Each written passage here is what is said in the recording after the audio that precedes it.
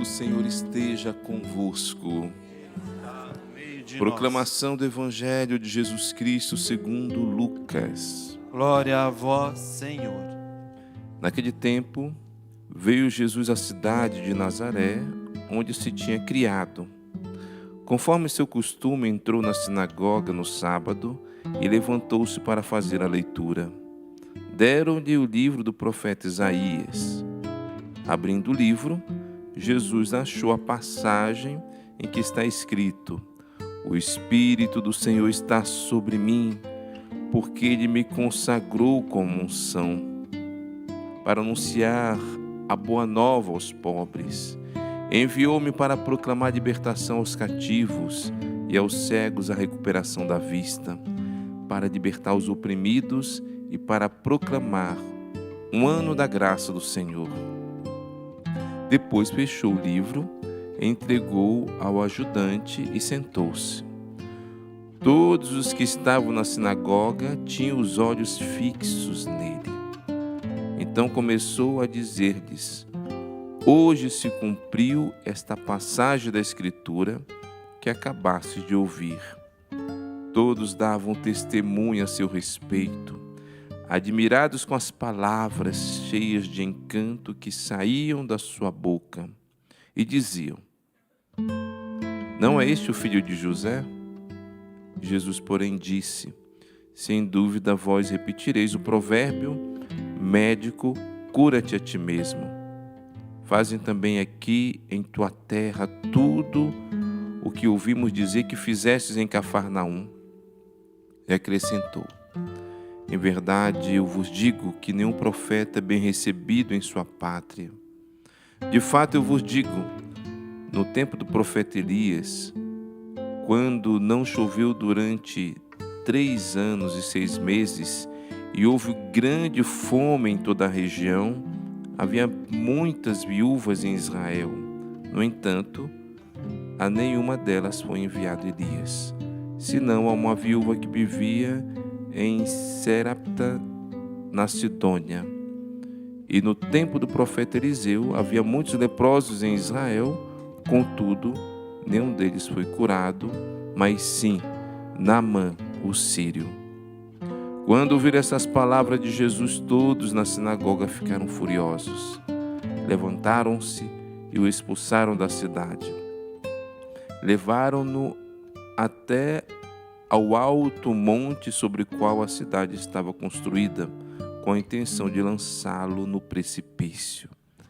Jesus, porém, passando pelo meio deles, continuou o seu caminho. Palavra da salvação. Glória a vós, Senhor. Como é possível uma grande admiração por Jesus se tornar ódio contra Jesus? Isso nós acabamos de ver no Evangelho. Jesus estava em Nazaré, no meio do seu povo, os seus familiares, sangue do seu sangue. Ele lê o livro do profeta Isaías, que fala da vinda do Messias: o Espírito do Senhor está sobre mim. Ele mostra para todos que ele é o enviado de Deus. Todos estavam admirados com as palavras de Jesus. Nós podemos perceber que este povo teve a graça de conhecer Jesus. Eles conheceram a tonalidade da voz de Jesus, do Verbo que se fez carne, do Filho de Deus. Eles ouviram falar dos milagres que Jesus realizou. Eles tocaram em Jesus. Eles ficaram admirados, porém, essa admiração foi um fogo de palha. Logo se tornou em escândalo e depois veio a rejeição contra Jesus. E o que aconteceu na verdade? A admiração é uma graça que a pessoa recebe de dizer: que bênção, que palavra que está tocando o meu coração, os sinais, os prodígios. Admiração não é a fé, mas ela pode se tornar a fé em Jesus Cristo. O que é a fé em Jesus? É a adesão total de Jesus. Eu acolho Jesus na minha vida, mas acolho também com toda a sua palavra, o seu ensinamento, o Deus que se fez homem, que morreu por mim na cruz, que ressuscitou e que está vivo, presente na Eucaristia. Isso é a fé. Mas só que este povo não aproveitou da admiração para dar um salto maior, o salto na fé. Pelo contrário, essa admiração, como eu disse, foi fogo de palha, foi diminuindo, e de repente alguém disse: este não é o filho de José? O aspecto humano de Jesus cegou esses homens a ver que Ele é Deus e Senhor. Então aí começaram a se escandalizar, pegaram Jesus a tal ponto de querer jogá-lo no precipício. Então nós podemos ver que a admiração por Jesus, se ela não for bem aproveitada, ela pode se apagar. Por isso que não é de se estranhar, com certeza você já conhece alguém, eu conheço várias pessoas que abandonaram a fé, que abandonaram tudo. Antes de uma grande admiração por Jesus, tinha até a fé em Jesus, mas como diz São Tiago, a fé sem obras é morta. E São Tiago ele está explicando que a fé pode morrer sim.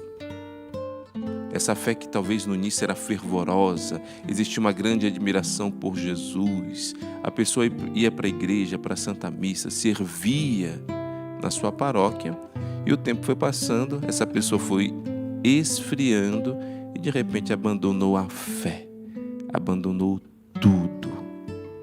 E como que isso acontece? Por alguma negligência, alguma falha.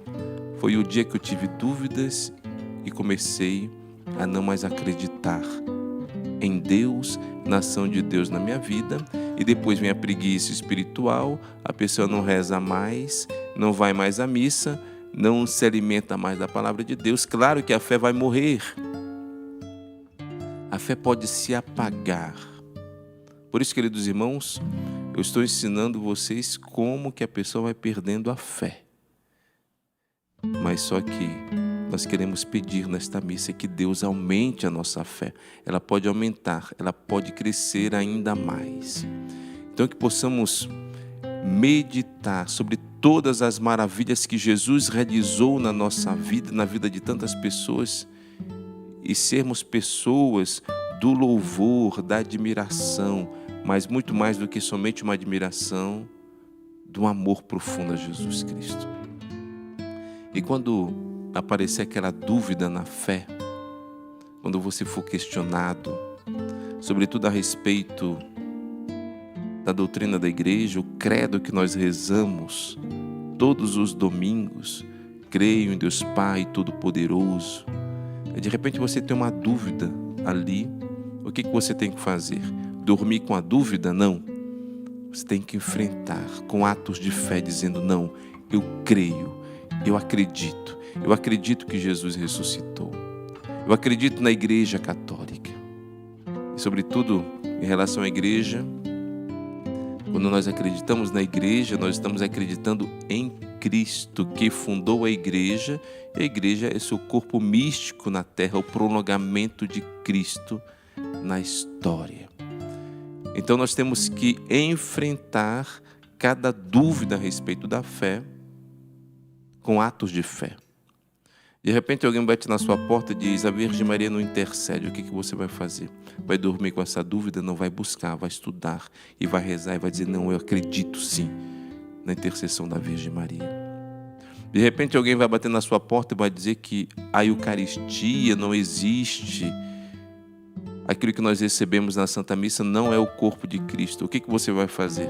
Vai dormir com essa dúvida? Se você deixar a dúvida tomar de conta do seu ser, você vai perdendo a fé. Não, você vai nas Santas Escrituras, lá no Evangelho de São João, no capítulo 6, versículo 53, Jesus falando: aquele que come a minha carne e bebe o meu sangue tem a vida eterna.